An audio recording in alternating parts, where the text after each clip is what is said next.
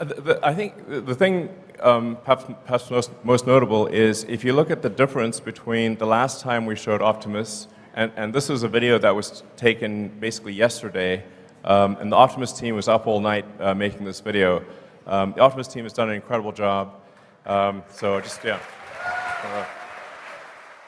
Elon Musk envisions a future dominated by robots, with his Tesla bot, also known as Optimus, at the forefront. Musk believes this human-like android could eventually outnumber humans both on Earth and Mars. While the idea of a robotic takeover might sound alarming to some, it could also be exactly what the planet needs to thrive. But let's unpack that idea later. First, let's explore what these robots can do and how they achieve it, because this is an area where misconceptions abound. Just 5 years ago, a robot like Optimus was purely science fiction. Now, it's real, and that's a lot for anyone to process. The most significant deployment of Tesla bots to date happened at the company's Cybercab reveal event, also dubbed Why Robot. Although the event was ostensibly about robot cars, it was the humanoid robots that stole the spotlight. And the headlines, not all of them positive. The event highlighted the concept of teleoperation, which is how many robots are currently trained. In simple terms, teleoperation involves robots being controlled remotely by humans. This is precisely what we saw during parts of the Why Robot showcase. But as with most things, it's not that straightforward. There are 3 primary ways to control robots. First, teleoperation, which is widely used today in situations where human lives are at risk, like bomb disposal, feeding dangerous animals, or cleaning up hazardous waste. Second, there's hard coding, which has been the standard for most robots up until recent years. These robots operate using software with predefined parameters, making them ideal for repetitive tasks in industries like manufacturing and logistics. However, they struggle to adapt to the unexpected, hence why Amazon's warehouse robots are separated from human workers. Despite these precautions, injury rates in robot-assisted facilities remain 50% higher than average. The third method is where the industry is heading, robots powered by neural networks or artificial intelligence. Unlike hard-coded bots, these AI-driven machines can learn, problem-solve, and adapt, making them useful in virtually any scenario. But we're not there yet. Unlike traditional software, AI isn't simply written. It must be trained through examples, allowing neural networks to identify patterns and draw connections autonomously. This is why teleoperation plays a vital role in Tesla's Optimus program. At the Cybercab event, operators wearing VR headsets and motion capture suits demonstrated tasks for the neural network, effectively training it in real time, similar to how a person learns on the job. The event, held at Warner Bros. Studio, was the largest robot training session ever conducted. Some Tesla bots operated fully autonomously using neural nets, others worked under human-supervised AI, and a few functioned purely as teleoperated avatars. Whenever you see a robot walking or dancing, it's entirely driven by AI. These actions are the result of extensive training. Tesla has shared videos over the years showcasing how Optimus has learned to walk and even refine its dance moves. Meanwhile, other robots interact with event guests in controlled scenarios, offering snacks or drinks, for example. Tesla has demonstrated that such tasks are autonomously trained. However, when robots attempt actions outside their trained scope, like pouring beer from a tap, their movements often become awkward and less coordinated. This is usually a sign of human intervention, where an operator steps in to control the robot. It's a process similar to Tesla's autopilot and full self-driving evolution. In the early days, autopilot could only handle simple highway maneuvers, like changing lanes or navigating curves. Anything more complex required human input.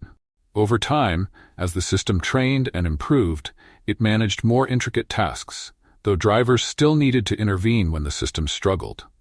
Now, autopilot is nearing a point where it can operate fully independently without human supervision. Training Tesla bot to function in the real world follows a similar trajectory. Although advancements in neural network training have accelerated progress in recent years, it's still a time-consuming process. At the recent event, Tesla bots mingling with the crowd were being remote-controlled by operators wearing headsets. Why?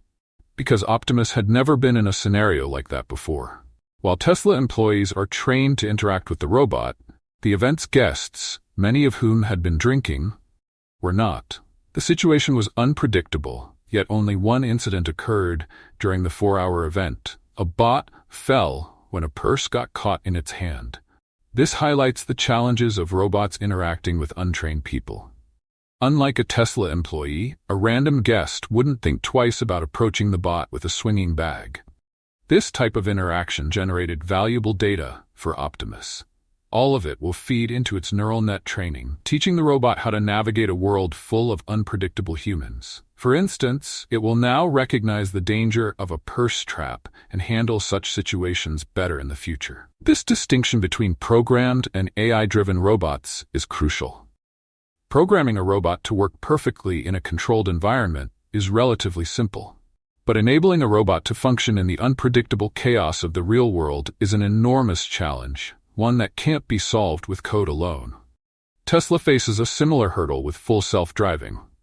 Building a self-driving car would be much easier if roads were perfect, infrastructure was always maintained, and everyone followed traffic laws. But that's far from reality, making autonomous driving incredibly difficult. Elon Musk's predictions about achieving full autonomy years ago might have been accurate in an ideal world, but the reality is far more complex. The Tesla bot's future, whether it's grocery shopping or dog walking, will follow a similar learning curve. What we're witnessing now is just the beginning of that journey. One interesting reveal at the We Robot event was the upgraded Gen 3 hand for Optimus. According to Elon Musk, this new hand will increase the robot's dexterity from 11 degrees of freedom to 22, paving the way for more advanced capabilities. Essentially, there are 22 potential directions of movement involving the wrist, thumb, and fingers. What we're observing here is Tesla's closest attempt at replicating human anatomy. It's not that Tesla couldn't design a more complex, human-like hand from the start. It's more that they deliberately chose not to, adhering to Elon Musk's well-known best part is no part philosophy. This approach involves removing as many components as possible until you reach a point where you must reintroduce certain elements to make the product functional. With the human hand as the baseline, the first-generation Tesla bot hand represents what happens when you strip away most of the parts. You end up with just 2 flaps and a thumb. Moving to the Gen 2 Optimus hand, we see the addition of 4 fingers, though it still lacks some joints. Now with the Gen 3 hand, Tesla appears to have nearly reconstructed the full complexity of a human hand. 3 knuckles per finger, an extra joint allowing the pinky to bend inward, and the ability for fingers to spread apart, enabling unique movements like the Vulcan salute. This functionality is powered by tendons, akin to puppet strings, running through the wrist and actuated by mechanisms in the forearm, an approach often seen in animatronics used for high-budget movies or theme parks. Does this mean Elon's minimalist philosophy failed? Not exactly. It highlights that in this context, complexity adds value. More features enhance the robot's efficiency. The key distinction between Optimus and traditional factory robots is generalization. Most factory robots are purpose-built for specific tasks, which can be more efficient in theory.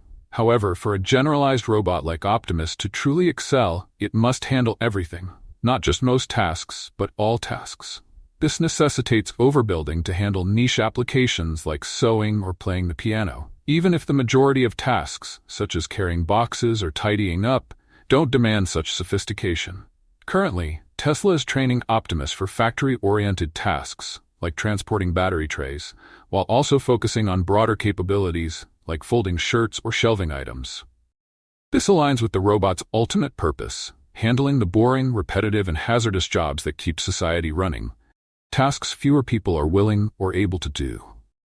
As the workforce ages and more individuals retire, the demand for labor and services will only grow. Yet retirees remain consumers, requiring support to maintain their quality of life, especially as lifespans increase. A critical point is approaching where these essential jobs may simply go undone, causing significant societal disruption. While introducing robots to the workforce will bring challenges, starting sooner rather than later can mitigate long-term impacts. That's the forward-thinking perspective we should focus on.